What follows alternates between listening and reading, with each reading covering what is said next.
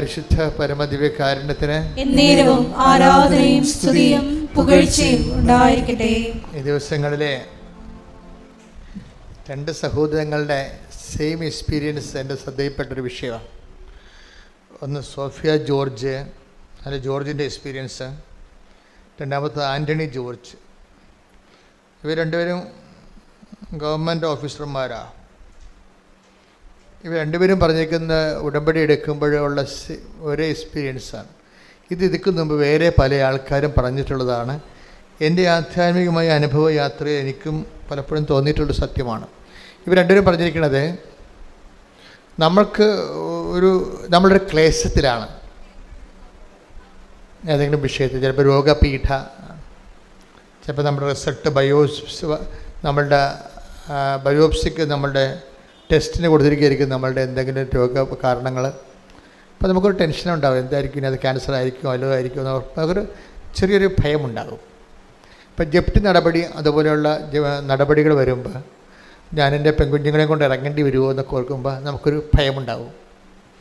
ഇങ്ങനെ ജീവിതം നമ്മൾക്ക് വെച്ച് നീട്ടിത്തരുന്ന ഒരു സംഭവമാണ് സങ്കടം, ഭയം, നമ്മളതിനകത്ത് ആശങ്ക, പെട്ടുപോകുമോ എന്നുള്ള ആശങ്ക, എല്ലാം തീർന്നു എന്നുള്ള രീതിയിൽ എന്തെങ്കിലും ഒരു അഭ്യൂഹല് സംഭവിച്ചു കഴിഞ്ഞാൽ, എന്തെങ്കിലും ഒരു ആഘാതം സംഭവിച്ചാൽ, തോൽവി സംഭവിച്ചാൽ എല്ലാം തീർന്നു എന്ന് തോന്നും. ഇത് പണ്ട് മുതലേ തോന്നിയ ഒരു യൂഡാസ് സിൻഡ്രോമാണ്. യൂഡാസ് സിൻഡ്രോം എന്ന് പറഞ്ഞാൽ എന്താ? പുള്ളിക്കാരൻ കർത്താവിനെ ഒത്തിക്കൊടുത്തപ്പോൾ കൈവിട്ടു പോയില്ലേ. അപ്പം കർത്താവ് എങ്ങനെയെങ്കിലും രക്ഷപ്പെടും എന്നുള്ളൊരു ചിന്ത പുള്ളിക്ക് ഉണ്ടായിരുന്നു. എങ്ങനെയും രക്ഷപ്പെടും എന്നുള്ള ചിന്ത ഉണ്ടായിരുന്നു. കാര്യം ഒത്തിരി അത്ഭുതങ്ങൾ കാണിച്ച ആളല്ലേ. പക്ഷേ യുദാസ് കർത്താവ് പറയണമെന്ന് ശ്രദ്ധിക്കത്തില്ലായിരുന്നു. യുദാസിനോട് ഈശോ എന്താ പറഞ്ഞത്? 3 പ്രാവശ്യം പറഞ്ഞു. ഒരു കൊല്ലത്തിനുള്ളിൽ 3 പ്രാവശ്യം പറഞ്ഞു, മനുഷ്യപുത്രൻ ശത്രുകരങ്ങളിൽ നമ്മൾ ജെറുസലേമിലേക്ക് പോവുകയാണ്. അതിന് 1 കൊല്ലം മുമ്പ് തുടങ്ങിയതാണ് പാഷൻ പ്രെഡിക്ഷൻസ് എന്ന് പറയും. പീഡാനുഭവത്തിൻ്റെ പ്രവചനങ്ങൾ അപ്പോസ്തലന്മാരെ പതുക്കെ പതുക്കെ പഠിപ്പിച്ച് ആ യാഥാർത്ഥ്യം അണ്ടർസ്റ്റാൻഡ് ചെയ്യാൻ വേണ്ടി ഈശോ ഒരുക്കുകയാണ്.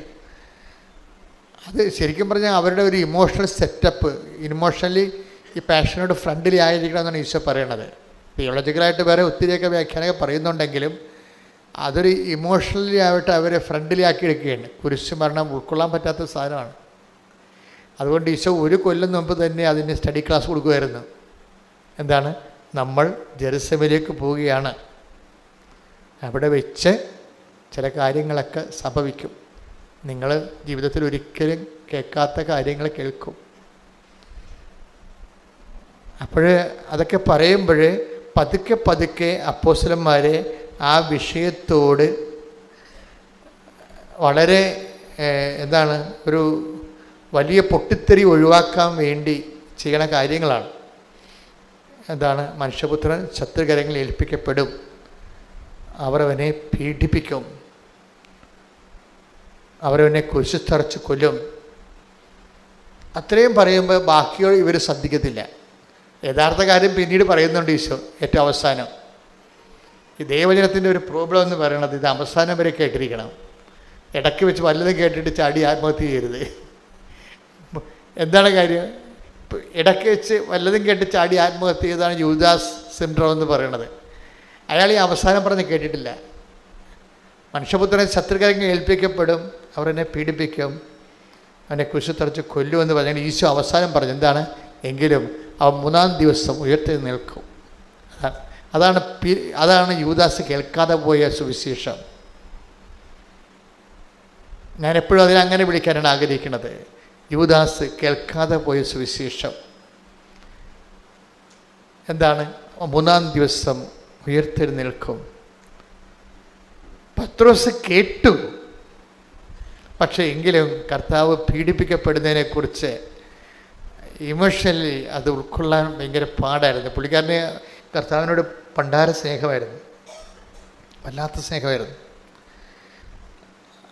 അതുകൊണ്ട് തന്നെ ഈശോയുടെ ഒരു രീതി അനുസരിച്ച് ഈശോ പറയവേ, എന്നെ സ്നേഹിക്കുന്നവനെ ഞാൻ എന്നെ തന്നെ വെളിപ്പെടുത്തുമെന്ന്. ഇപ്പോൾ ഈ അതായത് ഈ വിഷയം എപ്പോഴും നമ്മൾ ദൈവമായിട്ടുള്ള യാത്രയിൽ നമ്മൾ തുടങ്ങേണ്ടതും തുടരേണ്ടതുമായിട്ടുള്ള കാര്യം ദൈവസ്നേഹമാണ്.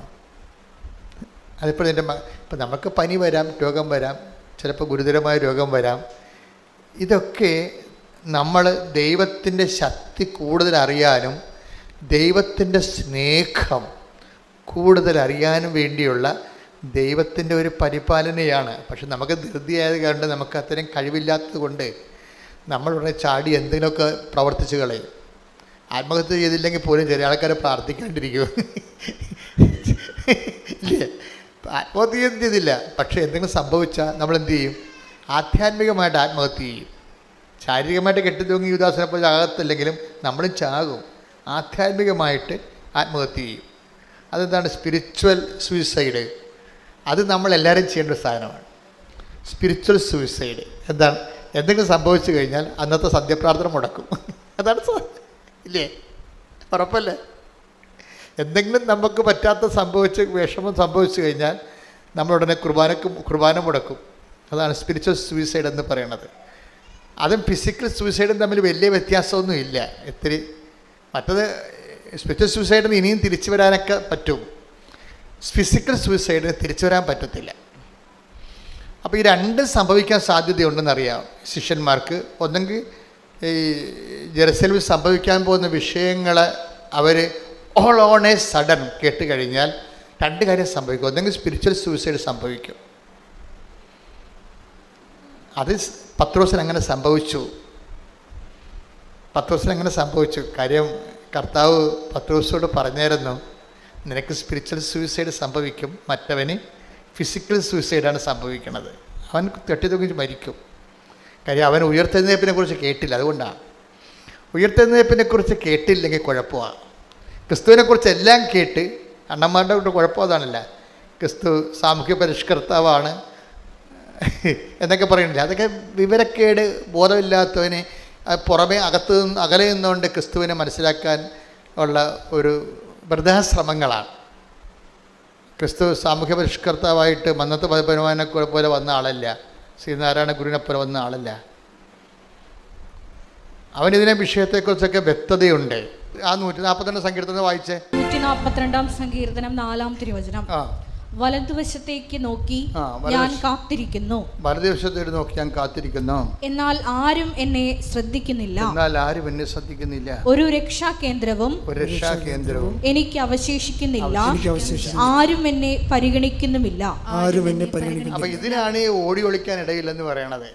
ഇട ഉണ്ടെങ്കിൽ ഓടി ഒളിക്കുക എന്നുള്ള തെറ്റിദ്ധാരണ എൻ്റെ അടുത്ത് വരും. അങ്ങനെയല്ല. ഈശോ വ്യക്തമായ രീതിയിൽ പറഞ്ഞിട്ടുണ്ട്. എന്തിനാണ്? ഈ നിമിഷത്തിന് വേണ്ടിയാണ് ഞാൻ ഇതിലേക്ക് വന്നത്. 12:27 വായിച്ചു. യോഹന്നാൻ 12:27 വായിച്ച് ശ്രുതികട്ടെ. ഹല്ലേലൂയ, ഹല്ലേലൂയ, ഹല്ലേലൂയ, ഹല്ലേലൂയ. യേശുവേ നന്ദി. ഹല്ലേലൂയ, ഹല്ലേലൂയ. യോഹന്നാൻ 12:27. യോഹന്നാൻ 12:27. പിതാവേ ഈ മണിക്കൂറിൽ നിന്ന് എന്നെ രക്ഷിക്കണമേ. അല്ല ഇതിനു വേണ്ടിയാണല്ലോ ഈ മണിക്കൂറിലേക്ക് ഞാൻ വന്നത്. അപ്പം മരണത്തെ കർത്താവ് മനുഷ്യൻ്റെ പാപത്തിന് വേണ്ടിയുള്ള പരിഹാര ബലിയെ ഒഴിവാക്കാൻ പറ്റത്തില്ല. അതാണ് 12:27 പറയുന്നത്. ഓടിയൊടിക്കാനൊന്നും പറ്റത്തില്ല. ഇടവില്ലെന്ന് പറഞ്ഞിട്ട് കാര്യമില്ല. ഇട ഉണ്ടായാലും ഓടിയൊടിക്കാൻ പറ്റത്തില്ല. എന്താ കാര്യം? ഈ മണിക്കൂറിന് വേണ്ടിയാണല്ലോ ഞാൻ. ഒന്നൊരു വായിച്ചേ. ശ്രുതികട്ടെ. ഹല്ലേലൂയ, ഹല്ലേലൂയ, ഹല്ലേലൂയ. ഇതിനു വേണ്ടിയാണല്ലോ ഈ മണിക്കൂറിലേക്ക് ഞാൻ വന്നത്. പിതാവേ, അതിൻ്റെ അർത്ഥം ബാക്കി എന്താണെന്ന് അറിയാം. പിതാവേ, അങ്ങേ പുത്രനെ മഹത്വപ്പെടുത്തണമേ. അപ്പോൾ അവിടെ സ്വർഗത്തിൽ നിന്ന് സ്വരമുണ്ടായി, ഇതാ ഞാൻ മഹത്വപ്പെടുത്തുന്നു, ഇനിയും മഹത്വപ്പെടുത്തും. അപ്പോൾ ഇനിയും മഹത്വപ്പെടുത്തും എന്നുള്ളതാണ് റിസറക്ഷൻ എന്ന് പറയുന്നത്. പുനരുദ്ധാനം. Take the word of God. ശ്രുതികട്ടെ. ഹല്ലേലൂയ, ഹല്ലേലൂയ, ഹല്ലേലൂയ, ഹല്ലേലൂയ. യോഹന്നാൻ 12:28. യോഹന്നാൻ 12:28. പിതാവേ അങ്ങയുടെ നാമത്തെ മഹത്വപ്പെടുത്തണമേ. അപ്പോൾ സ്വർഗത്തിൽ നിന്ന് ഒരു സ്വരമുണ്ടായി. ഞാൻ മഹത്വപ്പെടുത്തിയിരിക്കുന്നു, ഇനിയും മഹത്വപ്പെടുത്തും. അപ്പൊ ഇനിയും മഹത്വപ്പെടുത്തും എന്നുള്ളതാണ് കർത്താവിൻ്റെ തിരുവുത്ഥാനത്തെക്കുറിച്ചുള്ള പ്രവചനമാണത്. അപ്പ ഈശ്വരനെ ഉയർത്തെഴുന്നേൽപ്പിക്കുമെന്ന് പറയണതാണ്. നീ പാപത്തിന് പരിഹാരം ചെയ്തുകൊണ്ട് എൻ്റെ തിരുമനസ്സ് നിറവേറ്റുമ്പോൾ ഞാൻ നിന്നെ ഇനിയും മഹത്വപ്പെടുത്തും. അത് അപ്പയുടെ വാഗ്ദാനമാണ്. അപ്പ ഈശോയ്ക്ക് നൽകുന്ന വാഗ്ദാന പ്രകാരമാണ് ഈശോയെ ഉയർത്തെഴുന്നേൽപ്പിക്കുന്നത്. ഇതാണ് സുവിശേഷമെന്ന് പറയണത്. ആ ഈശോ മരിച്ചു എന്നുള്ളതല്ല സുവിശേഷം, ഈശോ ഉയർത്തെഴുന്നേറ്റു എന്നുള്ളതാണ് സുവിശേഷം. ഈ സുവിശേഷമാണ് യൂദാസ് ശ്രദ്ധിക്കാതെ പോയത്. ഇതൊരു കൊല്ലമായിട്ട് പറയണതാ. ഒന്നാമത്തെ പാഷൻ പ്രഡിക്ഷൻസ് എടുത്ത് ശ്രുതികട്ടെ ഹല്ലേലൂയ ഹല്ലേലൂയ ഹല്ലേലൂയ ഹല്ലേലൂയ. മത്തായി 16:21. അപ്പോൾ മുതൽ യേശു തനിക്ക് ജെറുസലേമിലേക്ക് പോകേണ്ടിയിരിക്കുന്നുവെന്നും ശ്രേഷ്ഠന്മാരിൽ നിന്നും പ്രധാന പുരോഹിതന്മാരിൽ നിന്നും നിയമജ്ഞരിൽ നിന്നും വളരെയേറെ സഹിക്കേണ്ടി വരുമെന്നും താൻ വധിക്കപ്പെടുമെന്നും എന്നാൽ മൂന്നാം ദിവസം ഉയർപ്പിക്കപ്പെടുമെന്നും ശിഷ്യന്മാരെ അറിയിച്ചു തുടങ്ങി. ഇത് ഒരു വർഷം 3 പ്രാവശ്യം ഈശോ പറയുന്നുണ്ട്. ജെറുസലേമിലേക്കുള്ള യാത്ര ആരംഭിച്ച് ഗലീലയിൽ നിന്നാണ് ജെറുസലേമിലേക്ക് യാത്ര ആരംഭിക്കുന്നത്. ഈ യാത്രാ വട്ടങ്ങളിൽ 3 ഘട്ടങ്ങളിലാണിത് പറയണത്.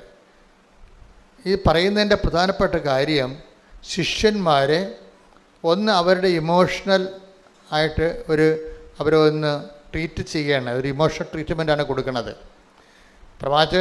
പ്രവചനങ്ങളാണ് നിറവേറുന്നത്. അതിൻ്റെതായിട്ടുള്ള തിയോളജിക്കൽ ഇംപ്ലിക്കേഷൻസൊക്കെ ഉണ്ടെങ്കിലും പർട്ടിക്കുലറായിട്ട് അവിടെ സംഭവിക്കുന്നത് ഇവർക്കൊരു ഇമോഷണൽ ട്രീറ്റ്മെൻറ്റ് കൊടുക്കുകയാണ്. നിങ്ങളിതിനെ ഉൾക്കൊള്ളാൻ തയ്യാറാകണം. ഇപ്പോൾ കൗൺസിലിംഗ് കൊടുക്കത്തില്ലേ ഡോക്ടർമാർ? ഓപ്പറേഷന് മുമ്പ് എല്ലാ ഓപ്പറേഷന് മുമ്പ് രോഗിക്ക് കൗൺസിലിംഗ് കൊടുക്കും അല്ലേ? അതായത് അതിൻ്റെ ഇപ്പം ഒരു മരുന്ന് ഇഞ്ചെക്റ്റ് ചെയ്യാൻ പോണമുമ്പ് തന്നെ അതിൻ്റെ സൈഡ് എഫക്ട് കീമോയ്ക്ക് മുമ്പ് ഒരു കൗൺസിലിംഗ് കൊടുക്കും. എന്താണ്? മുടിയൊക്കെ പോകും, പിന്നെ കുറച്ച് കഴിയുമ്പോൾ വരും എന്നൊക്കെ അവർ പറയും. അത് കൗൺസിലിംഗ് ആണത്. മുടിയൊക്കെ പോകും, പിന്നെ കുറച്ച് കഴിയുമ്പോൾ വരും. ഞാനങ്ങനെ ഒരു സാക്ഷ്യം കേട്ടായിരുന്നു. പക്ഷേ അങ്ങനെ കൊടുത്തെങ്കിൽ അപ്പോൾ അദ്ദേഹം പറയണത് അങ്ങനെ എന്നോട് പറഞ്ഞെങ്കിലും ആൻ്റണി ജോർജ് പറയണത് എനിക്ക് ഉദരത്തിൽ ക്യാൻസറാണ്. ബയോപ്സിക്ക് വന്നപ്പോൾ അത് ക്യാൻസറാണെന്ന് മനസ്സിലാക്കി. ക്യാൻസർ 3ാം സ്റ്റേജിലാണ്. അപ്പോൾ ഡോക്ടർ വിളിച്ച് എനിക്ക് കൗൺസിലിംഗ് തന്നു. എന്താണ്? കീമോ എടുക്കാൻ പോവുകയാണ്, ഇത് 3ാം സ്റ്റേജാണ്, എനിക്ക് വേറെ ഓപ്ഷൻസ് ഇല്ല, മുടിയെല്ലാം പോകും, പിന്നെ തിരിച്ചു വരുമെന്ന് പറഞ്ഞു. തിരിച്ചു വരും. അപ്പോൾ അതൊരു കൗൺസിലിംഗ് ആണ്. എന്ന് വെച്ച് കഴിഞ്ഞാൽ ഇമോഷണലായിട്ട് ഇയാൾ ഇതിനോട് ഒരു അക്സെപ്റ്റബിളായിട്ട് മാറണം. ട്രീറ്റ്മെൻറ്റാണ് ശരിക്കും. ഇതുപോലെ പാഷൻ പ്രിഡിക്ഷൻസ് എന്ന് പറയുന്ന പീഡാനുഭവ പ്രവചനങ്ങൾ.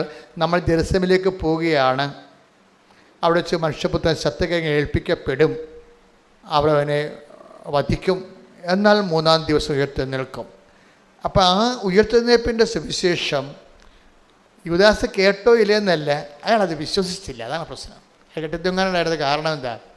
യൂദാസ് കെട്ടിത്തൂങ്ങാനുണ്ടായ കാരണം എന്താ? അങ്ങനെ ഒന്ന്, കർത്താവിൻ്റെ തിരുവുദ്ധാനത്തിൽ അയാൾ വിശ്വസിച്ചില്ല. അതാണ് പ്രശ്നം. വിശ്വസിച്ചിരുന്നെങ്കിൽ, വിശ്വസിച്ച ഒരാളുണ്ട്. ആരാണ്? പത്രോസിനോട് ചോദിച്ചായിരുന്നു, നീ എൻ്റെ പുനരുദ്ധാനത്തിൽ വിശ്വസിക്കുന്നുണ്ടോ എന്ന് ചോദിച്ചായിരുന്നു. കർത്താവ് ഡയറക്റ്റ് ചോദിച്ചായിരുന്നു. വിശ്വസിക്കാത്ത ചിലരിവിടെ ഉണ്ടെന്ന് ഈശോ പറയുന്നുണ്ട്. വിശ്വസിക്കാത്ത ചിലരിവിടെ ഉണ്ടെന്ന് പറയണപ്പോൾ ശിഷ്യന്മാരെ ഈശോ മനസ്സിലാക്കിയത് പുനരുത്ഥാനത്തിൽ വിശ്വസിക്കാത്തവരും വിശ്വസിക്കുന്നവരുമായിട്ടാണ് മനസ്സിലാക്കിയത്. അതുകൊണ്ട് തന്നെ വിശ്വസിക്കാത്ത ചിലരിവിടെ ഉണ്ട്. Take the word of God. ശ്രദ്ധിക്കട്ടെ. ഹല്ലേലൂയ ഹല്ലേലൂയ ഹല്ലേലൂയ ഹല്ലേലൂയ ഹല്ലേലൂയ.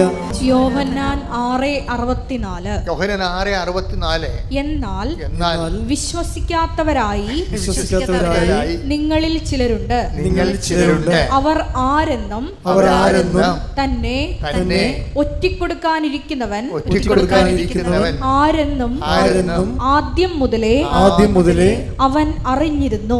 അപ്പം ആദ്യം മുതലേ തന്നെ ഈശോയ്ക്ക് അറിയാവുന്നതുകൊണ്ടാണ് ആദ്യം മുതലേ പീഡാനുഭവ പ്രവചനങ്ങൾ കൊടുക്കുന്നത്. പീഡാനുഭവ പ്രവചനങ്ങളുടെ ഉദ്ദേശം എന്താണ്? പുനരുത്ഥാനത്തെക്കുറിച്ച്, പീഡാനുഭവത്തെക്കുറിച്ച് നമ്മൾ ഈ പീഡാനുഭവ പ്രവചനം എന്നാണ് ഇതിനെ വിളിക്കുന്നത്. ശരിക്കും പറഞ്ഞാൽ അതൊരു നോൺസെൻസ് വിളിയാണ്. കാര്യം തിരുവുദ്ധാന പ്രവചനമാണത്. തിരുവുദ്ധാന പ്രവചനമാണ്. മനുഷ്യപുത്രൻ ശത്രു, അതിൻ്റെ മെയിൻ പോയിൻ്റ്, കോർ പോയിൻ്റ് എന്താണ്? ആ 3-ാം ദിവസം ഉയർത്തെഴുന്നേൽക്കുമെന്നുള്ളതാണ് കോർ പോയിൻ്റ് അതിൻ്റെ. പക്ഷേ അതിന് അല്ല നമ്മളിപ്പോൾ എഴുതി വെച്ചിരിക്കണ പോലും പീഡാനുഭവ പ്രവചനം എന്ന് എഴുതി വെച്ചിരിക്കുന്നത്. പക്ഷേ അതിനല്ല, അങ്ങനെയല്ല, അതിനെ പോസിറ്റീവായിട്ടാണ് നമ്മൾ അപ്രോച്ച് ചെയ്യേണ്ടത്. എന്താണ്? 3-ാം ദിവസം ഉയർത്തെഴുന്നേൽക്കും. പക്ഷേ അതിന് ഹൈലൈറ്റ് കിട്ടിയില്ല. എന്താ കാര്യം? അതിൽ വിശ്വസിച്ചില്ല. ആര്? യൂദാസ് വിശ്വസിച്ചില്ല. യൂദാസ് കർത്താവിൻ്റെ തിരുവുദ്ധാനത്തെ വിശ്വസിച്ചില്ല. അയാൾ കേട്ടായിരുന്നു അത്, പക്ഷേ അയാൾ വിശ്വസിച്ചില്ല. അപ്പം അതുകൊണ്ടാണ് ഈശോ ഇപ്പം പറഞ്ഞിരിക്കണത്. എന്താ പറഞ്ഞത്? വിശ്വസിക്കാത്തവർ, വായിച്ചേ, എന്നാൽ വിശ്വസിക്കാത്തവരായി നിങ്ങളിൽ ചിലരുണ്ട്. അവർ ആരെന്നും തന്നെ ഒറ്റിക്കൊടുക്കാനിരിക്കുന്നവൻ ആരെന്നും ആദ്യം മുതലേ അവൻ അറിഞ്ഞിരുന്നു. ഇതെല്ലാം അറിഞ്ഞു തന്നെയാണ് ഇതിന് ഇയാളെ കൂടെ നിർത്തണത്. കാര്യം ഇതെല്ലാം പിതാവിൻ്റെ പദ്ധതിയുടെ ഭാഗമായിട്ടാണ് യൂദാസൊക്കെ വരണത്. അപ്പോൾ നമ്മുടെ ജീവിതത്തിലൊക്കെ ഒറ്റിക്കൊടുക്കലും തള്ളിപ്പറച്ചിലൊക്കെ ഉണ്ടാവുമെങ്കിൽ ഓർക്കുക, അത് നമ്മുടെ ആധ്യാത്മിക രൂപീകരണത്തിൻ്റെ അനിവാര്യമായ ഘടകമാണത്. അല്ല, അതിൻ്റെ പേരിൽ നിങ്ങൾ ഡൈവേഴ്സ് ചെയ്തിട്ട് കാര്യമില്ല. ആധ്യാത്മിക ജീവിതത്തിന് അനിവാര്യമായ ചില ഘടകങ്ങളുണ്ടാവും. ചിലപ്പോൾ സംശയരോഗിയായ ഭർത്താവായിരിക്കും. അനിവാര്യമായ ഘടകമാണ്. ആധ്യാത്മിക ജീവിതത്തിന് അനിവാര്യമായ ഘടകമാണ്. അപ്പം നമ്മൾ ട്രീറ്റ് ചെയ്യണത് അയാളുടെ സംശയരോഗം മാറാൻ വേണ്ടി അയാൾക്കൊണ്ടേ കൗൺസിൽ കൊടുക്കും, അയാൾക്കൊണ്ട് ആശുപത്രിയിലിടും, അല്ലെങ്കിൽ നിവർത്തിയില്ലെങ്കിൽ അയാൾ ഇട്ടച്ച് പോയി വേറെ കെട്ടും. അപ്പോൾ ഭൂമിയിൽ മാത്രം ജീവിച്ചാൽ മതിയെങ്കിൽ ഇങ്ങനെയുള്ള അഭ്യാസം കാണിക്കാം, അത് കുഴപ്പമൊന്നുമില്ല. ഭൂമി മാത്രം ജീവിച്ചാൽ മതിയല്ല. പക്ഷേ എന്നിൽ വിശ്വസിക്കുന്നവൻ മരിച്ചാലും ജീവിക്കും. Take the word of God. ശ്രുതിക്കട്ടെ ഹല്ലേലൂയ. യോഹന്നാൻ 11:25. യേശു അവളോട് പറഞ്ഞു. അതായത് അവളെന്ന് പറയുന്നത് അവിടെ ഇവരാണ്, ലാസറിൻ്റെ പെങ്ങളെ മാർത്തായാണ്. യേശു മാർത്തായോട് പറഞ്ഞു, ഞാനാണ് പുനരുത്ഥാനവും ജീവനും. I am the life and resurrection. ലോകത്തിൽ ആരും പറഞ്ഞിട്ടില്ലേ? സമർത്ഥനായ Caesar, Solomon, Socrates, Pliny, Plato, അങ്ങനെ എന്തുമാത്രം മതസ്ഥാപകർ ഈ ലോകത്തുണ്ട്. ആരും മനുഷ്യരാശിയോട് പറഞ്ഞില്ല I am the life, I am the resurrection എന്ന്. അത് ക്രിസ്തു മാത്രമേ പറഞ്ഞിട്ടുള്ളൂ.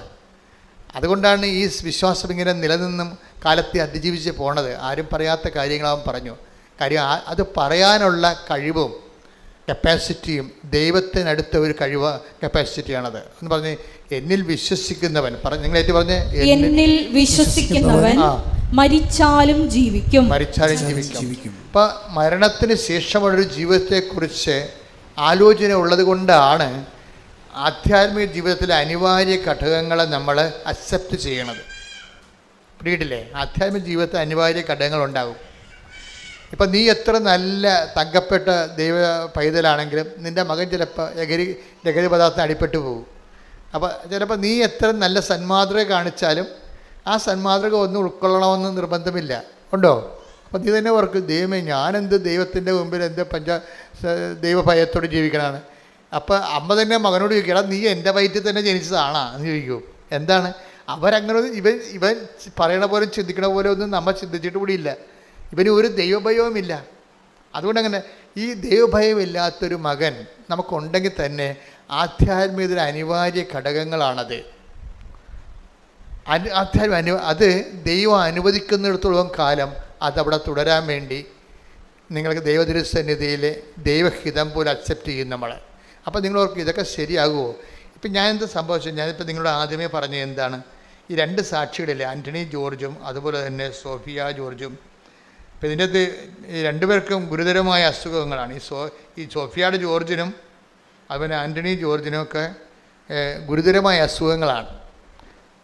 ഒരാളിന് ഡെങ്കു ഫീവറും ഭയങ്കര ഡെലീറിയമായിട്ട് പോയിട്ട് മരണത്തിലേക്ക് നോക്കുന്ന ആളാണ്. അപ്പോൾ ഈ രണ്ട് കക്ഷികളും ഇവിടെ സാക്ഷ്യപ്പെടുത്തിയിരിക്കുന്നത് ഉടമ്പടി കാലത്ത് അവർ പറഞ്ഞു ബൈ നേച്ചർ. അവർ പറയണത് രണ്ടുപേരും 2 ദിവസം പറഞ്ഞതാണ്, സാക്ഷ്യങ്ങളാണ്. ഞാനിപ്പോൾ ഒന്നായിട്ട് പറയണതാണ്. ബൈ നേച്ചർ ഞാൻ നിസ്സാര കാര്യങ്ങളിൽ പോലും വല്ലാത്ത സങ്കടം കാണിക്കുന്ന ആളാണ്, സംഘർഷം കാണിക്കുന്ന ആളാണ്. നിസ്സാര കാര്യങ്ങളെ ഉണ്ടാകത്തുള്ളൂ. ഞാൻ പെട്ടെന്ന് ടെൻഷനാവും, പെട്ടെന്ന് ഭീതിയാവും, എനിക്ക് ഭക്ഷണം കഴിക്കാൻ തോന്നത്തില്ല, ആരോടും മിണ്ടത്തില്ല. അങ്ങനെ ഈ രണ്ട് കക്ഷികളും പറഞ്ഞതാണ്. പക്ഷെ ഉടമ്പടി എടുത്തു കഴിഞ്ഞപ്പോൾ ഇവർ രണ്ടുപേർക്കും മരണകരമായ രോഗമാണ് പെട്ടിരിക്കുന്നത്. പക്ഷെ ഉടമ്പടി എടുത്ത് ഉടമ്പടി പ്രൊസീജിയറിലോട്ട് പോയി കഴിയുമ്പോൾ ഇവർക്ക് ആന്തരികമായൊരു അഭിഷേകം കിട്ടും. എന്താണ്? ഇപ്പോഴും ഞാൻ പുല്ലിൻ്റെ പുറത്തുകൂടി, ഇപ്പം ജോർജൊക്കെ പറയുന്നത്, ഇപ്പം ഞാൻ പുല്ലിൻ്റെ പുറത്തുകൂടി നടക്കണ പോലെ ഞാനങ്ങനെ ഫീൽ ഫ്രീ ആണെന്ന്. എന്നിട്ട് പുള്ളി പറയുവേ, എൻ്റെ പഴയ പ്രശ്നത്തിന് മാറ്റമൊന്നും ഇല്ല, ആ പ്രശ്നം അതുപോലെ തന്നെ ഉണ്ട്, പക്ഷേ I don't feel it now. പ്രശ്നങ്ങളങ്ങനെ ഉണ്ട്, അതുപോലെ നിൽക്കുന്നുണ്ടെങ്കിലും എനിക്കിപ്പോൾ അത് ഫീൽ ചെയ്യുന്നില്ല. ഇതിനാണ് ആന്തരിക അഭിഷേകം എന്ന് പറയുന്നത്. അത് ഭയങ്കരമാണ് ശരിക്കും പറഞ്ഞാൽ. ക്രിസ്തീയമായിട്ടുള്ള എല്ലാ അനുഗ്രഹങ്ങളുടെയും ഒരു അടിസ്ഥാന ഘടകം അഭിഷേകമെന്ന് പറയും. അതായത് ദൈവ സ്നേഹം നമ്മൾ നിറഞ്ഞു കഴിയുമ്പോൾ നമ്മൾ സത്യസന്ധമായിട്ടാണ് ഇത് ഫോളോ ചെയ്യണമെന്ന് ദൈവത്തിന് മനസ്സിലായി കഴിഞ്ഞാൽ നമ്മുടെ ആന്തരിക ഇമോഷണലായിട്ടുള്ള ആന്തരിക വൈകാരികമായ മേഖലകളെ ദൈവം അഭിഷേകം ചെയ്യും. നമുക്കത് ഫീൽ ചെയ്യത്തില്ല. നമ്മൾ പോകുന്നത് വളരെ മോശം കണ്ടീഷനിലൂടെയാണെങ്കിലും നമ്മൾക്ക് അത് ഫീൽ ചെയ്യത്തില്ല. ഇത് പ്രാർത്ഥനയിൽ എനിക്ക് തോന്നുന്നത് ആദ്യം നമ്മൾ വാങ്ങിച്ചെടുക്കേണ്ട അനുഗ്രഹം ഇതാണ്. കാര്യം എപ്പോഴും നമ്മൾ ഓർത്തേക്കണം. കാര്യം ഈ ടെൻഷൻ, ഇപ്പോൾ നിങ്ങൾ പ്രസവിക്കാൻ പോണവരാണെങ്കിലും നിങ്ങൾക്ക് ഡെലിവറി ടൈം ആകുമ്പോൾ ഭയങ്കര ഉത്കണ്ഠയാണ്. അപ്പോൾ ഡോക്ടർമാരാണെങ്കിൽ ഇപ്പോഴത്തെ ഒരു അവസ്ഥയെന്ന് വെച്ചാൽ ഉത്കണ്ഠ ഇല്ലാത്തവനും ഉണ്ടാക്കി തരുന്ന രീതിയാണ് അവർ പറയണത്. കൊച്ചു തിരിഞ്ഞു വരത്തില്ല, കീറാൻ പോവുകയാണ്, ചിലപ്പോൾ കൊച്ചിനെ 1 മാസം കാണാൻ പറ്റത്തില്ല. അവരെല്ലാം നേരത്തെ പറയും. അവരെല്ലാം നേരത്തെ പറയുന്നത് വെച്ച് കഴിഞ്ഞാൽ എന്തെങ്കിലും സംഭവിച്ചാൽ പിന്നെ, അല്ലെങ്കിൽ നിങ്ങൾ പറയത്തില്ലേ, ഇവിടെ ഒരു കുഴപ്പമില്ല, ഞാൻ വന്നതാണ്, ഇപ്പോൾ ഞാൻ ഇങ്ങനെ പോയി, ഇയാളാണ് കുഴപ്പം, ഡോക്ടറിനെതിരെ കേസ് കൊടുക്കും. അത് കാരണം അവരില്ലാത്തതൊക്കെ നേരത്തെ പറഞ്ഞു പിടിപ്പിക്കും. അപ്പം നമ്മൾക്കെന്താ വരണത്?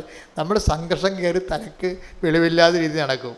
അപ്പോൾ ഇതുപോലെ നമ്മളെ പാസിഫൈ ചെയ്യുന്നതിനുപരി ഇതുപോലെയുള്ള സംഘർഷ സാധ്യതകളുടെ സമയത്ത് നമുക്ക് വേണ്ടത് അഭിഷേകമാണ്. അപ്പം നിങ്ങൾ ഈ ഉടമ്പടിക്കാരത്തെ എപ്പോഴും ശ്രദ്ധിക്കേണ്ടത്, ഉടമ്പടിയിൽ ഒത്തിരിയേറെ ഫോർമുലയുണ്ട്. ഇങ്ങനെ ദൈവമായിട്ട് ഇൻട്രാക്ട് ചെയ്തിരിക്കാൻ സത്യസന്ധമായിട്ട്.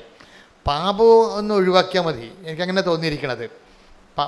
അല്ലെങ്കിൽ ഉടമ്പടി എടുക്കുന്നവർ വളരെ വൃത്തിയായിട്ടാണ് ജീവിക്കണത്. അപ്പോൾ അതൊന്ന് ആ മേഖല ഒന്ന് ശ്രദ്ധിച്ചാൽ മതി. ശ്രദ്ധിച്ച് കഴിഞ്ഞിട്ട് നിങ്ങളുടെ പ്രാർത്ഥനയുടെ ടൈം ഒന്ന് കൂട്ടിയിരിക്കണം.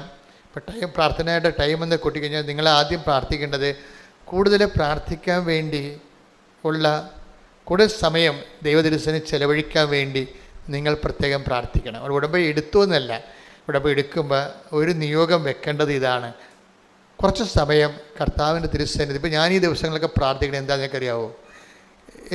അതായത് ദിവ്യകുർബാന സ്വീകരിച്ച് കഴിഞ്ഞ് എനിക്ക് കുറച്ച് സമയം, ആ സമയം കർത്താവ് എന്നോട് സംസാരിക്കണം, എനിക്ക് കർത്താവിനോട് സംസാരിക്കണം. അതാണ് ഞാൻ ഈ ഒരാഴ്ച മുഴുവൻ പ്രാർത്ഥിച്ചുകൊണ്ടിരുന്നത്. എനിക്കതിനെന്തോ ഒരു കുറവുണ്ടെന്ന് എനിക്ക് തോന്നിപ്പോയത് കൊണ്ട് ഞാൻ പ്രാർത്ഥിക്കുന്നത്, കുർബാന സ്വീകരിക്കുന്ന സമയത്ത് എനിക്ക് മുമ്പത്തേക്കാൾ കൂടുതലായിട്ട് അങ്ങയോട് സംസാരിക്കാനും അങ്ങ് പറയണത് എനിക്ക് മനസ്സിലാകാനും അങ്ങനെ ഒരു ഇൻറ്റിമസി ഫീൽ ചെയ്യാൻ എന്നെ അനുഗ്രഹിക്കണം. അതാണ് എൻ്റെ പ്രാർത്ഥന. അതുപോലെ നിങ്ങളും പ്രാർത്ഥിക്കണം. എന്താ വെച്ചാൽ ഉടമ്പടി എടുത്തു കഴിയുമ്പോൾ നിങ്ങൾ ദൈവത്തോട് കൂടുതൽ അടുക്കാൻ വേണ്ടി, അടുത്ത് കഴിഞ്ഞാൽ ഉണ്ടായ ഗുണം എന്ന് പറയുക, നമുക്ക് ഈ വചനം വായിക്കാൻ തന്നെ ഒരു അഭിഷേകം കിട്ടും. പ്രാർത്ഥിക്കാൻ വേറെ അഭിഷേകമുണ്ട്.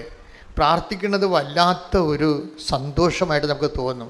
ഇപ്പം നിങ്ങൾ എങ്ങനെയെങ്കിലും പ്രാർത്ഥിച്ച് അവസാനിപ്പിച്ച് ഈ പൂച്ച കുരിശിറക്കാൻ പോലെ ചാടിപ്പുറത്ത് ചാടണമെന്നല്ലേ? അങ്ങനെ നിങ്ങൾ ചാടിപ്പുറത്ത് നിങ്ങൾ പ്രാർത്ഥിച്ചിട്ട് കാര്യമില്ലെന്ന് ഞാൻ പറയത്തുള്ളൂ. കഥയില്ല. കാരണം അതിന് രജിസ്റ്റർ ആകത്തില്ല. ദൈവദിവസം നിങ്ങൾ എന്തെങ്കിലും കാട്ടിക്കുറി ഒപ്പിച്ചുണ്ടാക്കിയിട്ട് ആർക്കാനും വേണ്ടി ഓക്കാനിക്കണ പോലെയൊക്കെ പ്രാർത്ഥിക്കത്തില്ലേ? അഭ്യാസമൊന്നും കാണിച്ചിട്ട് കാര്യമില്ല. ഇങ്ങനെ എത്ര അഭ്യാസക്കാർ ദൈവം കണ്ടതാണ്. അതുകൊണ്ട് അതിന് നിങ്ങൾ ചെയ്യേണ്ട കാര്യം എന്ന് വെച്ച് കഴിഞ്ഞാൽ പ്രാർത്ഥിക്കാനുള്ള ഒരു വരപ്രസാദം, കൂടുതൽ സമയം. കഴിഞ്ഞ ദിവസങ്ങളിലെ ഒരു സാക്ഷ്യം ഉണ്ടായിരുന്നു. ഒരു ഡിപ്ലോമാറ്റായിരുന്നു, UN ഡിപ്ലോമാറ്റ്. UN ഡിപ്ലോമാറ്റിൽ അവർക്ക് ജോലി കിട്ടാനുള്ള യാതൊരു സാധ്യതയുമില്ല. അവർ മലയാളി ലേഡിയാണ്. അവർ താമസിക്കുന്നത് വടക്കേ ഇന്ത്യയിലാണെങ്കിലും ഇപ്പോൾ UN ഡിപ്ലോമാറ്റിൽ അവർക്ക് ജോലി കിട്ടാനുള്ള, അവരുടെ കോമ്പറ്റേറ്റീവ് ആയിട്ടുള്ള ഒപ്പോണൻസൊക്കെ വരണത് വല്ല ഇൻ്റർനാഷണൽ ലെവലിലുള്ള ആൾക്കാരാണ് വരണത്. അപ്പോൾ അവരോട് കിടപിടിക്കുന്ന രീതിയിൽ ഇൻ്റർവ്യൂവിനെ പ്രസൻറ്റ് ചെയ്യാൻ, പെർഫോം ചെയ്യാൻ ഇവർക്ക് പറ്റണില്ല. അപ്പോൾ ആ കാര്യം, അവളുടെ കഴിവ് കേടുകൾ അവളുടെ അമ്മ ഉടമ്പടി എടുത്തപ്പോൾ ഇവൾക്കൊരു കുഴപ്പമുണ്ട്. കാര്യം ഇവൾക്ക് അമ്മ എപ്പോഴും ഉടമ്പടിയെക്കുറിച്ചൊക്കെ പറയുന്നുണ്ടെങ്കിലും ഇവളത് അമ്മയോട് കുറച്ച് കാര്യമൊക്കെ ഉള്ളത് കാരണം അവൾ ശ്രദ്ധിച്ച് കേൾക്കുമെന്നല്ലാതെ ഒന്നും അനുസരിക്കത്തില്ല, പ്രാർത്ഥിക്കത്തൊന്നുമില്ല. കേൾക്കും, ശരി ശരി എന്നൊക്കെ പറയും. അങ്ങനെ അമ്മയുമായിട്ട് ഇടിവെക്കാൻ കഴിയില്ല, അമ്മക്കൊരു വിഷമം ഉണ്ടാക്കാൻ കഴിയില്ല. പക്ഷേ ഇവർക്ക് വിശ്വസിക്കത്തില്ല. അമ്മ പറഞ്ഞൊക്കെ കേൾക്കും, പക്ഷെ വിശ്വസിക്കത്തില്ല. അങ്ങനെ ഒരു വർഗ്ഗമുണ്ട് കുറേ പേര്. പറയണമെല്ലാം കേൾക്കും, ഇപ്പം ഞാൻ പറയണേ കേൾക്കും, പക്ഷെ വിശ്വസിക്കത്തില്ല. അങ്ങനെ ഒരു ടൈപ്പാണ് കാര്യം അവൾക്ക് പ്രത്യേകിച്ച് കാര്യമൊന്നുമില്ല. പത്താഴം പെറ്റ് ചക്കി കുത്തി അമ്മ വെച്ച് ഞാനുണ്ട്, നമുക്ക് കുഴപ്പമില്ലല്ല, ഭക്ഷണം കിട്ടണമല്ല. അതുകൊണ്ട് അവർക്ക് ദൈവത്തിനെ വേണമെന്ന് തോന്നണില്ല. ഇപ്പം ഈ കക്ഷിക്കൊരു കുഴപ്പമായി.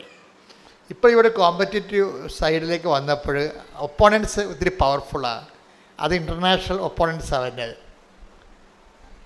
പക്ഷേ മാതാവ് ഇവൾക്ക് ആ ജോലി കൊടുത്ത്, അത് ഭയങ്കര രസമാണ്. അവൾ എന്ത് ചെയ്ത്, അവളൊക്കെ അപ്പോൾ അമ്മ ഉടമ്പടി എന്താണെന്ന് മനസ്സിലായി.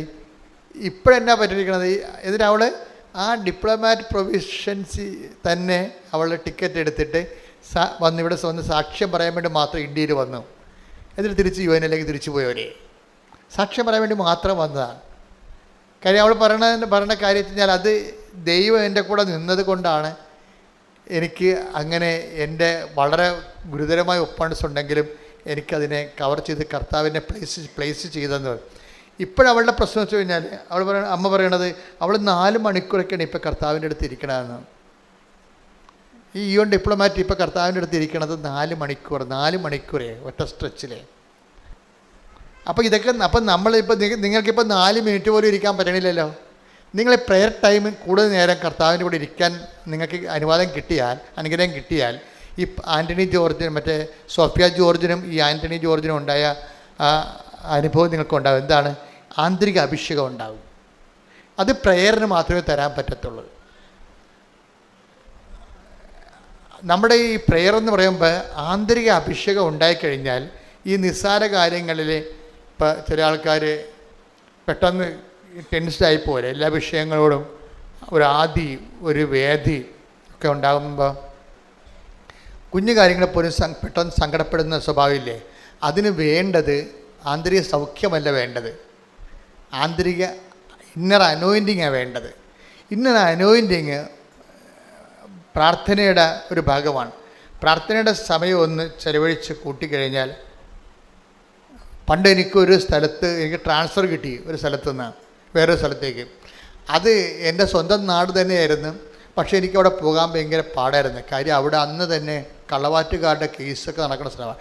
28 കള്ളവാറ്റുകാരുണ്ട് അവിടെ. ഇന്നിപ്പോൾ കള്ളവാറ്റുകാർ കുറവല്ലേ, അന്ന് 28. പിന്നെ നമ്പർ ഷാപ്പുകളെല്ലാം കൂടി 4 പിന്നെ 8. ആ ഇടവക മൊത്തം മദ്യശാലയാണ്. ഇത് അവരുടെ മദ്യപന്മാരുടെയും മദ്യവിൽപ്പനക്കാരുടെയും ഒരു കേന്ദ്രമാണത്. പള്ളിയുമായിട്ട് ഇവർ ഭയങ്കര ബോൾത്തായും കേസൊക്കെ നടക്കുകയാണ്. അപ്പോൾ അങ്ങനെ നടന്ന കേസിൽ പള്ളി തന്നെ ഇവർക്ക് പൈസയൊക്കെ കൊടുക്കേണ്ടി വന്നു. അവരുടെ വീടിന് കല്ലെറിഞ്ഞെന്നൊക്കെ പറഞ്ഞ് കള്ളക്കേസൊക്കെ ഉണ്ടാക്കി ആകെപ്പാടെ ഒരു തലവേദന പിടിച്ച്. അപ്പോൾ അങ്ങനെ സ്ഥലത്തേക്ക് പോകാൻ ട്രാൻസ്ഫർ ആയപ്പോൾ എനിക്ക് സംഘർഷമായിപ്പോയി. ഞാൻ പോകേണ്ടത് എങ്ങനെയാണ് മെത്താനോട് പറയണത്. കാര്യം ഞാൻ അച്ഛനായ കാലത്ത് തന്നെ മെത്താൻ്റെ മോതിരം മുത്തിയിട്ട് ഞാനെടുത്ത മനസ്സെടുത്ത പ്രതിജ്ഞ പറയണ സ്ഥലത്ത് പോകുന്ന. അപ്പം അത് ഡീക്കനായ സമയത്ത് എടുത്തതാണ്. ഞാനന്ന് ഈശ്വരനോട് പറഞ്ഞത് ഏത് ബെയ്റൂട്ടിൽ വേണമെങ്കിലും പോകുന്നതാണ് പറഞ്ഞത്. അന്ന് ബെയ്റൂട്ടായിരുന്നു പ്രശ്നം. ഇതിപ്പോൾ ഗാസ പ്രശ്നമുള്ള പോലെ അന്നത്തെ കാലത്ത് ഞാൻ പട്ടം മേടിക്കുന്ന കാലത്ത് 85 ബെയ്റൂട്ടായിരുന്നു പ്രശ്നം. ഭീകരവാദികൾ ബെയ്റൂട്ട് വളഞ്ഞ് എപ്പോഴും യുദ്ധമായിരുന്നു അവിടെ. അപ്പോൾ അത് പറഞ്ഞ കാരണം എനിക്ക് തിരിച്ച് പറയാൻ ഓപ്ഷനില്ല, പറയാനില്ല. പക്ഷേ എനിക്ക് പോയാൽ ഞാൻ പണി മേടിക്കുകയും ചെയ്യും. അപ്പോൾ എനിക്ക് ഭയങ്കര സങ്കടമായി. ഞാൻ എന്നെ ചെയ്ത് കുർബാനയും കഴിയുമ്പോൾ പള്ളിയുടെ പുറകിലൊരു വാഴത്തോട്ടമുണ്ട്, അവിടെ വന്ന് കുത്തിയിരിക്കും. അവിടെ കുറേ ബാത്റൂം കെട്ടിയിട്ടുണ്ട്. ഭയങ്കര മണമാണ് അവിടെ, വേറെ സ്ഥലമില്ല. കാരണം എന്നെ കണ്ട ആൾക്കാർ പ്രാർത്ഥിക്കാൻ വരും, പക്ഷേ എൻ്റെ അവസ്ഥ ആൾക്കാർക്കറിയാമോ.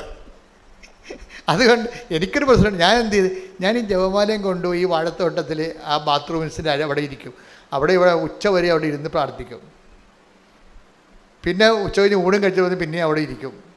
അങ്ങനെ ഞാൻ ആയിക്കൊണ്ട് 13 ദിവസം അവർ ഇരുന്ന് 13 ദിവസം ഇരുന്നിട്ടപ്പോൾ എന്നാ പറ്റുമെന്നറിയോ, എനിക്ക് എന്തെന്നില്ലാത്ത ഒരു പവറടിച്ച് ഞാൻ പേടിച്ചിട്ട് പോകാൻ പറ്റത്തില്ലെന്ന് പറഞ്ഞ സ്ഥലത്തേക്ക് എനിക്ക് എങ്ങനെയെങ്കിലും ഒന്ന് പോയാൽ മതി എന്ന രീതിയിലായി. എൻ്റെ ആന്തരിക മനസ്സ് ചേഞ്ച് ചെയ്ത്. ഇതിനാ ഇന്നർ ഹീലിംഗ് ഇന്നർ അനോയിൻറ്റിങ് എന്ന് പറയുന്നത് ഇതാണ്. പ്രശ്നങ്ങളല്ല പ്രശ്നം അഭിമുഖീകരിക്കാൻ നമ്മളാണ് പ്രശ്നം. മനസ്സിലായില്ലേ? നമ്മളുടെ ഈ ജീവിതത്തിൽ പ്രാർത്ഥന നിലവായി ഇപ്പം ഈ വോക്കൽ പ്രെയറിന് ഒരു എന്തിനാണ് എപ്പോഴും ഇങ്ങനെ പ്രാർത്ഥിച്ചുകൊണ്ടിരിക്കുന്നത്, എന്തിനാണ് എപ്പോഴും ഇങ്ങനെ കൊന്ത ഉരുട്ടിക്കൊണ്ടിരിക്കുന്നത്? പറഞ്ഞു തന്നെ പിന്നെ പറഞ്ഞത് എന്തിനാണെന്ന് ചോദിച്ചാൽ അഭിഷേകം കിട്ടാനാണെന്ന് എൻ്റെ ഉത്തരം. ചില പറയില്ല, ഇപ്പം ചില സഹോദരർ പറയും ഈ നന്മ പറഞ്ഞോട് തന്നെ എപ്പോഴും ചിരിക്കൊണ്ടിരിക്കണേ എന്തിനാണ് ചെയ്യുന്നത്? ഞാൻ അത് ചിലല്ല നമ്മൾ അഖണ്ഡ ജപമാല തുടങ്ങിയത്. അഖണ്ഡ ജപമാല ഞാൻ എൻ്റെ ജീവിതത്തിൽ ജപമാല എനിക്ക് തന്ന അനുഭവം കൊണ്ടാണ് പിന്നീട് ജപമാലയെ കാര്യമുണ്ടെന്ന് മനസ്സിലാക്കിയപ്പോഴാണ് ഞാൻ ആ 93 അനുഭവം ഞാനിവിടെ 2002 ഇവിടെ ആ അനുഭവം ആൾക്കാർക്ക് പകർന്നു കൊടുക്കാൻ വേണ്ടിയാണ് അഖണ്ഡ ജപമാല ആരംഭിച്ചത്. അഖണ്ഡ ജപമാല ഒരു കൊല്ലം മുഴുവൻ നടത്തി രാത്രിയും പകലും നടത്തിയപ്പോഴാണ് 2004 ഡിസംബർ 7-ാം തീയതി അമ്മ പ്രത്യക്ഷപ്പെട്ടത്. അപ്പോൾ ഈ പ്രത്യക്ഷീകരണമെന്ന് പറയുന്നത് ഒരു പ്രാർത്ഥനയിൽ അതായത് പ്രത്യക്ഷപ്പെടുകയല്ല ശരിക്കും ചെയ്യണത്, പ്രത്യക്ഷപ്പെടുത്തുകയാണ് ചെയ്യണത്. എപ്പോഴും ഓർത്തേക്കണം. അപ്പോൾ ഉദാഹരണത്തിന് അത് വായിച്ച് അപ്പോസ്തല പ്രവർത്തനങ്ങൾ 10-ാം അധ്യായം 37 മുതലുള്ള തിരുവചനങ്ങൾ. യോഹന്നാൻ പ്രസംഗിച്ച സ്നാനത്തിന് ശേഷം ഗലീലയിൽ ആരംഭിച്ച് യൂദയ മുഴുവനിലും സംഭവിച്ച കാര്യങ്ങൾ നിങ്ങൾക്ക് അറിവുള്ളതാണല്ലോ. നസ്രായനായ യേശുവിനെ പരിശുദ്ധാത്മാവിനാലും ശക്തിയാലും ദൈവം എങ്ങനെ അഭിഷേകം ചെയ്തുവെന്നും അവൻ എപ്രകാരം ഞാൻ ഇന്നർ ഹീലിംഗ് ഇന്നർ അനോയിന്റിംഗ് എന്ന് പറയണത് എന്താണ്? ഈ പ്രാർത്ഥിക്കുമ്പോൾ രണ്ട് സംഭവിക്കും. എന്താണ് പരിശുദ്ധ? ആ വചനം ഏതാണ്? നമ്പർ എത്രയാണ്? 10:38. ഒന്നിനു വായിച്ചേ. നസ്രായനായ യേശുവിനെ പരിശുദ്ധാത്മാവിനാലും ശക്തിയാലും ദൈവം എങ്ങനെ അഭിഷേകം ചെയ്തുവെന്നും അവൻ എപ്രകാരം നന്മ പ്രവർത്തിച്ചുകൊണ്ടും പിശാചിനാൽ പീഡിപ്പിക്കപ്പെട്ടവരെ സുഖപ്പെടുത്തിക്കൊണ്ടും ചുറ്റി സഞ്ചരിച്ചുവെന്നും നിങ്ങൾക്കറിയാം. അപ്പൊ ഇന്നർ അനോയിന്റിംഗ് എന്ന് പറയുന്നത് പരിശുദ്ധാത്മാവിന് ശക്തിയല്ല, അത് പ്രാർത്ഥനയിൽ കിട്ടണതാ.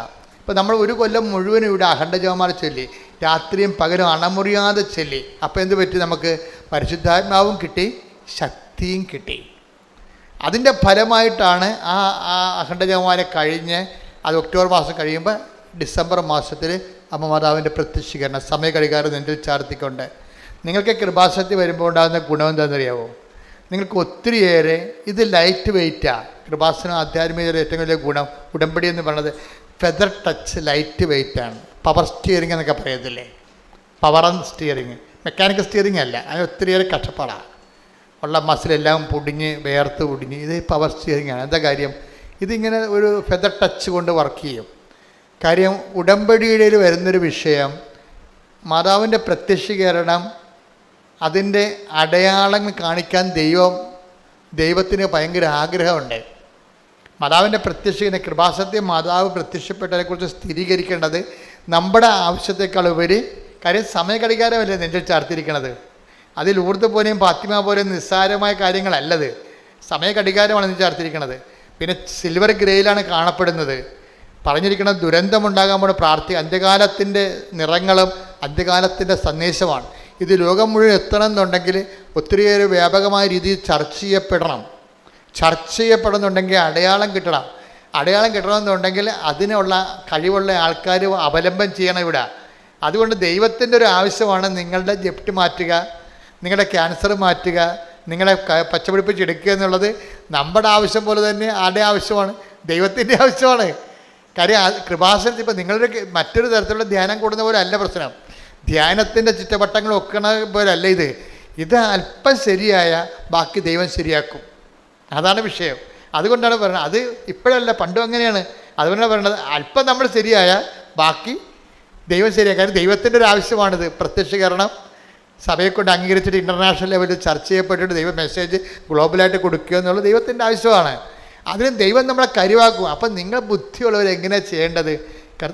എന്താ ചെയ്യേണ്ടത്? കർത്താവേ, എൻ്റെ ഈ അവസ്ഥയിൽ നിന്ന് എന്നെ രക്ഷപ്പെടുത്തണമെന്നല്ല പറയേണ്ടത്. കർത്താവേ, എന്നെ നിൻ്റെ പ്രത്യക്ഷീകരണത്തിൻ്റെ സാക്ഷിയാക്കണേ. ഒന്ന് പറഞ്ഞേ, നെഞ്ചത്ത് കൈവച്ച് പറഞ്ഞേ, കർത്താവേ കർത്താവേ, എന്റെ കണ്ണീരിന് സമാധാനം ഉണ്ടാക്കിക്കൊണ്ട് അങ്ങ് എന്നെ കൃപാസനത്തിൽ പ്രത്യക്ഷപ്പെട്ട പരിശുദ്ധ അമ്മയുടെ പ്രത്യക്ഷീകരണത്തിന്റെ സാക്ഷിയാക്കണമേ. സ്തുതിക്കട്ടെ. ഹല്ലേലൂയ.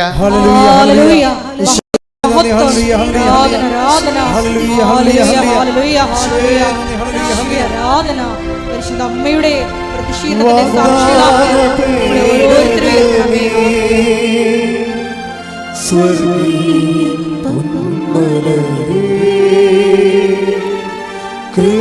പ്രതിഷേധത്തിന്റെ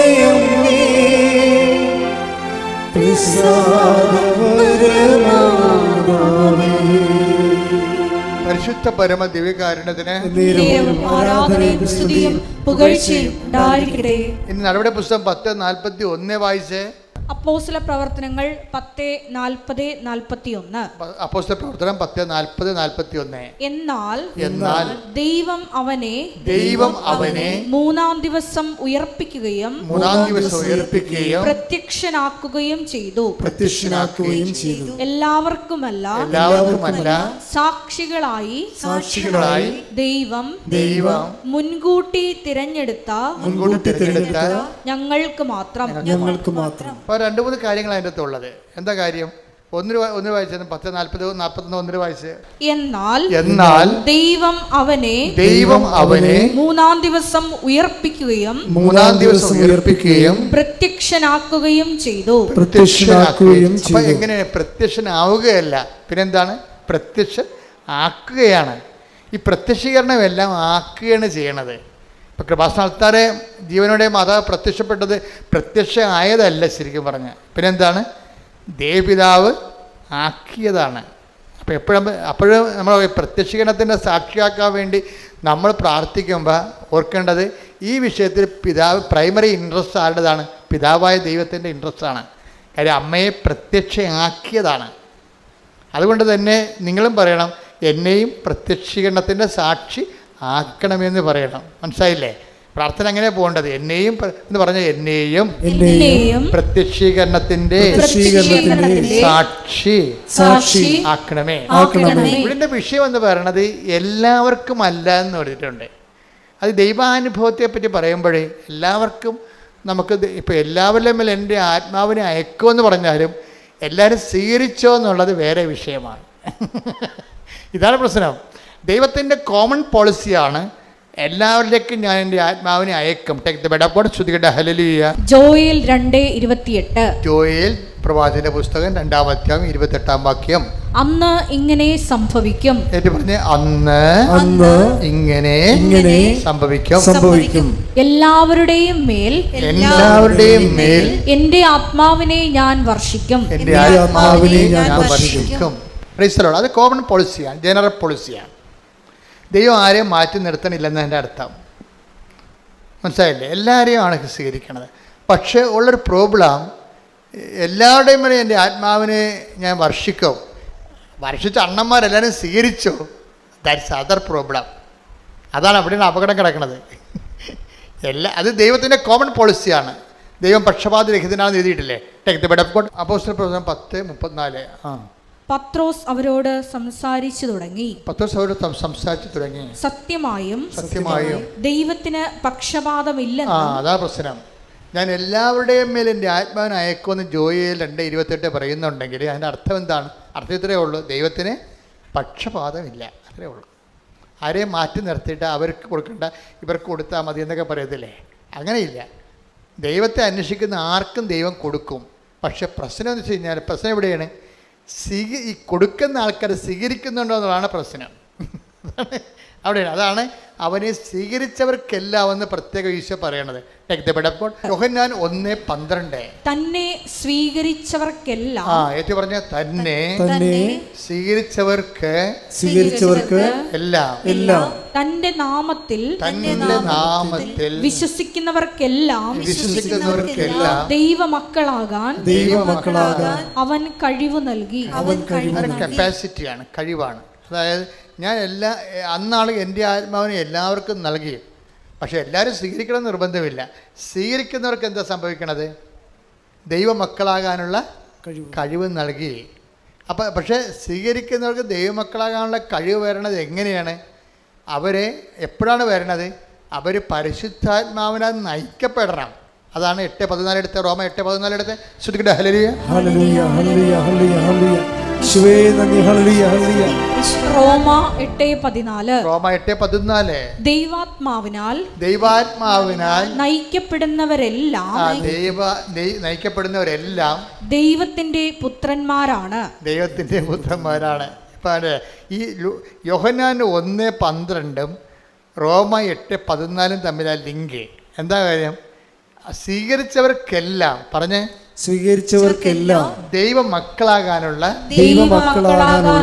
കഴിവ് നൽകി. അപ്പം ഈ കഴിവെന്ന് പറഞ്ഞാൽ എന്താ? സ്വീകരിച്ചവർക്കെല്ലാം ദൈവമക്കളായ കഴിവ്. ആ മക്കളുടെ കഴിവ് എങ്ങനെ വരണത്? ദൈവാത്മാവിനാൽ നയിക്കപ്പെടണം. അതൊക്കെ മുമ്പ് വേറെ സംഭവമുണ്ട്. ലോകാത്മാവുണ്ട്, പിന്നെന്തുണ്ട്? ദുഷ്ടാത്മാവുണ്ട്. ഈ സംഭവത്തിനൊക്കെ അതുകൊണ്ടാണ് ജ്ഞാനസ്ഥാനപ്പെടുന്ന മുമ്പ്, ഇപ്പോൾ ഇന്നലെയൊക്കെ ഞങ്ങൾ പള്ളിയിൽ ജ്ഞാനസ്ഥാനം പുതുക്കിയായിരുന്നു. അപ്പോൾ ചോദിക്കും, എന്താണ് നിങ്ങൾ പിശാചിനെ ഉപേക്ഷിക്കുന്നുവോ, അവൻ്റെ ആർഭാടങ്ങൾ ഉപേക്ഷിക്കുന്നുവോ എന്ന് വെച്ചാൽ നിങ്ങളുടെ നിലപാട് വ്യക്തമാക്കാൻ പറയുകയാണ്. ദൈവാത്മാവ് നയിക്കപ്പെടണം.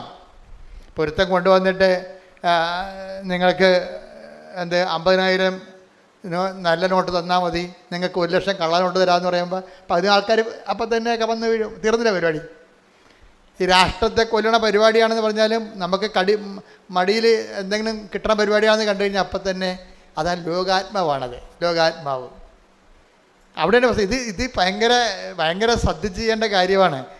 നിങ്ങൾ ഈ മഴ പെയ്യുമ്പോൾ മുഴുവൻ വെള്ള തലയിൽ വീണ പോലെ പരിശുദ്ധാത്മാവ് തലയിൽ വീഴണമെങ്കിൽ കുറച്ച് പണിയുണ്ട്. എന്താണ്? ദൈവാത്മാവിനാൽ നയിക്കപ്പെടണം. ഇപ്പോൾ ഒരു കുഞ്ഞ് ജനിച്ച്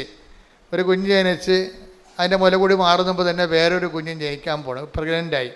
അപ്പോൾ ഭർത്താവ് പറഞ്ഞു, ഇത് നമ്മൾ വിചാരിച്ചില്ലല്ലാടോ ഇങ്ങനെ, അത് കളഞ്ഞേക്കാമെന്ന് ഭർത്താവ് പറഞ്ഞു. എന്നാൽ കളയാമെന്ന് അമ്മയും പറഞ്ഞു. അവരെങ്ങനെ അവർ കൊലപാതകമല്ല, രണ്ടുപേരും കൂടി ചേർന്നുകൊണ്ടല്ല കൊലപാതകം ചെയ്തിരിക്കണേ, ചെയ്യാൻ പോണത്. അങ്ങനെ ചിന്തിച്ചാൽ തന്നെ പരിശുദ്ധാത്മാവ് അപ്പം തന്നെ ആ രാജ്യത്തു നിന്ന് പോകും. എന്താ കാര്യം? അവർ ദുഷ്ടാത്മാവിനാൽ ആണ് നയിക്കപ്പെടുന്നത്. എന്താ കാര്യം അല്ലേ? ദുഷ്ടാത്മാവിന് നയിക്കപ്പെടും. ദൈവാത്മാവ് നയിക്കപ്പെടുന്ന മുമ്പ് നിങ്ങൾക്ക് പലരും ഗതി പിടിക്കാത്തതിൻ്റെ കാര്യം കയ്യിരിപ്പിൻ്റെ കുഴപ്പമാണ്, വേറെ കുഴപ്പമൊന്നുമില്ല. നിങ്ങൾക്കിങ്ങനെ ദൈവത്തെ നിങ്ങളുടെ സൗകര്യത്തിന് പറ്റുന്നൊരു ദൈവത്തെയാണ് നിങ്ങൾ അന്വേഷിക്കുന്നത്. അങ്ങനെ ഒരു ദൈവം ഇല്ലെന്ന് പറഞ്ഞാൽ കറക്റ്റാണ്. എന്താ കാര്യം? നിങ്ങളുടെ സൗകര്യത്തിന് പറ്റിയൊരു ദൈവമില്ല. നിങ്ങൾക്കിപ്പോൾ ഒരു കൊച്ചു ജനിച്ച് അതിന് മുല കൊടുത്തുകൊണ്ടിരിക്കുകയാണ്. 6 മാസം കഴിഞ്ഞപ്പോൾ നിങ്ങൾ പ്രഗ്നൻ്റായി. അപ്പോൾ പറഞ്ഞു, ഇത് വല്ലാത്ത അവസ്ഥയല്ല. നാത്തും പ്രഗ്നൻ്റായിട്ട് വീട്ടിൽ വന്ന് ഇപ്പോൾ ഉണ്ട്.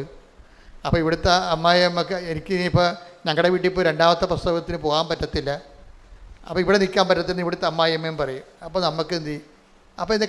അപ്പോൾ ഈ കക്ഷികളെല്ലാം കൂടി കൊച്ചിനെ കൊല്ലും. അവിടുത്തെ അമ്മായിയമ്മയും ഇവിടുത്തെ അമ്മയും നിങ്ങൾ ഭാര്യയും ഭർത്താവും എല്ലാം കൂടി കൊല്ലും. ഇതിനെ പിടിച്ചു നിൽക്കണം. വാടകയ്ക്ക് പോയാലും ഒറ്റയ്ക്ക് പ്രസവിച്ചാലും ഞാൻ എന്നെ കൊല്ലത്തില്ലെന്ന് പറയല്ലേ. നിങ്ങൾ പരിശുദ്ധാത്മാവ് നിറയാൻ വേണ്ടി ദൈവം തന്നിക്ക് ടെസ്റ്റാണെന്ന് മനസ്സിലാക്കാനുള്ള ബുദ്ധി ഇല്ലാതെ പോയി. അവിടെയാണ് വിഷയം വന്നിരിക്കുന്നത്. അപ്പോൾ അതുകൊണ്ട് ഇങ്ങനെയുള്ള സാഹചര്യങ്ങൾ കർത്താവ് പറയും പ്രലോഭനങ്ങൾ ഉണ്ടാവേണ്ടതാണെന്ന് പറഞ്ഞത് ഇതുകൊണ്ടാണ്. കാര്യം ഇത് ഉണ്ടായിട്ട് വേണം, നിങ്ങളുടെ നിലപാട് വ്യക്തമാക്കിയിട്ട് വേണം നിങ്ങൾ ദുഷ്ടാത്മാവിനാണ്, ലോകാത്മാവിനാണ്, പരിശുദ്ധാത്മാവിനെ സ്വീകരിക്കണമെന്ന് തീരുമാനമെടുക്കാൻ. അതാണ് പ്രലോഭനങ്ങൾ ഉണ്ടാവേണ്ടതാണെന്ന് പറയാൻ കാര്യം. ഹല്ലേലൂയ ഹല്ലേലൂയ ഹല്ലേലൂയ. യേശുവേ നന്ദി. ഹല്ലേലൂയ ഹല്ലേലൂയ. മത്തായി 18:7 പ്രലോഭനങ്ങൾ നിമിത്തം ലോകത്തിന് ദുരിതമല്ലേ? ഇതുപോലെ ഓപ്ഷൻ വന്നാൽ നമ്മൾ വിട്ടുപോകത്തില്ലേ? ദുരിതമല്ലേ? പ്രലോഭനങ്ങൾ ഉണ്ടാകേണ്ടതാണ് എന്നാൽ ഇതിൻ്റെ കള്ളനും വെള്ളി കള്ളനാണയം ഉണ്ടല്ലോ. ഞാൻ വിശ്വാസിയാണെന്നൊക്കെ പറയുന്നുണ്ടെങ്കിലും അവരുടെ അസ്ഥിയായിട്ട് കൊണ്ടു കഴിഞ്ഞാൽ ദൈവത്തിനടുത്ത് ദുരക്കളയും. അതാണ് കള്ളനാണയം. അതുകൊണ്ടാണ് ദൈവം പറയുന്നത് പ്രലോഭനങ്ങൾ ഉണ്ടാവേണ്ടതാണ്. കാര്യം കള്ളനും വെള്ളിയും അറിയണമല്ലോ. അപ്പോൾ അത് എപ്പോഴും ഉണ്ടാകുമ്പോൾ നിങ്ങൾ ഓർക്കണം, ഇതിൻ്റെ ഉദ്ദേശം എന്താണ്? ദൈവാത്മാവിലേക്ക് നമ്മളെ ക്ലാസ് കയറ്റം കിട്ടാൻ വേണ്ടി നമ്മളുടെ നിലപാടുകൾ വ്യക്തം അറിയിക്കാൻ വേണ്ടിയാണ് നമ്മൾ ഡിക്ലറേഷൻ പറയണത്. പ്രലോഭനങ്ങൾ എന്ന് പറഞ്ഞാൽ ഡിക്ലറേഷനാണ്. ഇപ്പോൾ ഞാൻ കാനഡയിൽ ചെന്നപ്പോൾ ഡിക്ലെയർ ചെയ്യാൻ പറഞ്ഞു. ഞാൻ കാനഡയിൽ ധ്യാനിപ്പിക്കാൻ ചെന്നപ്പോൾ അപ്പോൾ അവിടെ എംബസി എന്ന് പറഞ്ഞ് ഡിക്ലെയർ ചെയ്യാൻ പറഞ്ഞു. അപ്പോൾ ഞാൻ ബാഗ് തുറന്ന് എൻ്റെ കയ്യിലുള്ള എല്ലാം നോട്ട് ചെയ്ത്, ഇനി ഈ ഡിക്ലെയർ ചെയ്യുന്നതിൻ്റെ ഒരെണ്ണം കൂടുതലുണ്ടായാൽ നമ്മൾ അകത്ത് പോകും. എന്താണ് കള്ളത്തരം കാണിച്ചെന്നല്ല എൻ്റെ അർത്ഥം. അതാണ് ഡിക്ലറേഷൻ വെച്ചിരിക്കുന്നത്. ഇപ്പോൾ ഈ പ്രലോഭനങ്ങളുടെ ഉദ്ദേശം ഡിക്ലെയർ ചെയ്യാനാണ്. നീ ആരുടെ പക്ഷത്താണെന്ന് ഡിക്ലെയർ ചെയ്യണം. ദൈവത്തിൻ്റെ പക്ഷത്താണോ, സാത്താൻ്റെ പക്ഷത്താണോ, ലോകത്തിൻ്റെ പക്ഷത്താണോ ഡിക്ലെയർ ചെയ്യണം. അതുകൊണ്ടാണ് പ്രലോഭനങ്ങൾ ഉണ്ടാവേണ്ടതാണെന്ന് ഈശോ പറയണത്. പക്ഷേ മേജറായിട്ടുള്ള പ്രലോഭനങ്ങൾ ഉണ്ടായാൽ നമ്മൾ പെട്ടുപോണ കൊണ്ടാണ് കർത്താവ് പറയണത് പ്രലോഭനങ്ങൾ ഉൾപ്പെടുത്തരുത്. കർത്താവ് ഭയങ്കര രസകരമായിട്ടുള്ള ആ വിഷയം ഇന്നവിറ്റബിൾ ഈവിൾ പോലെയാണ് ഈ ടെംപ്റ്റേഷൻ പറയണത്. ഇത് ഉണ്ടാകേണ്ടതാണ്, പക്ഷെ ഉണ്ടായപ്പോയാൽ ഒത്തിരി പേര് രക്ഷപ്പെടത്തില്ല. അതുകൊണ്ട് കൺട്രോൾഡ് നിയന്ത്രിത പ്രലോഭനമാണ് നമുക്ക് അനുഭവിച്ചിരിക്കണം. നിയന്ത്രിത പ്രലോഭനം എന്ന് വെച്ചാൽ ദൈവത്തിന് നമ്മളെ കൃപയിൽ നിലനിർത്തണമെന്നുണ്ട്. പക്ഷെ നിലവാരമുള്ള ദൈവകൃപയിലേക്ക് വളർത്തുന്നതിന് വലിയ ടെസ്റ്റുകൾ പാസ്സാകണം. അപ്പോൾ ആൾക്കാർ പറയും ഞങ്ങൾക്ക് അങ്ങനെ വലിയ ടെസ്റ്റൊന്നും ആവശ്യമില്ല, ചെറിയ പരിപാടിയൊക്കെ കഴിഞ്ഞു കൂടിയാൽ മതി, എങ്ങനെ കഞ്ഞി വെച്ച് പോകണം, അത്രയും ദൈവത്തെ കൊണ്ട് ഉദ്ദേശിക്കുന്നുള്ളൂ. അതാണ് ആൾക്കാരുടെ ഒരു നിലപാട്. അതുകൊണ്ട് ആത്മീയമായിട്ട് വളരത്തില്ല. ദൈവം സ്വന്തമായിട്ട് കരുതത്തില്ല. സ്വന്തമായിട്ട് കരുതിയില്ലെങ്കിൽ നമുക്ക് ജീവിക്കാൻ പറ്റും.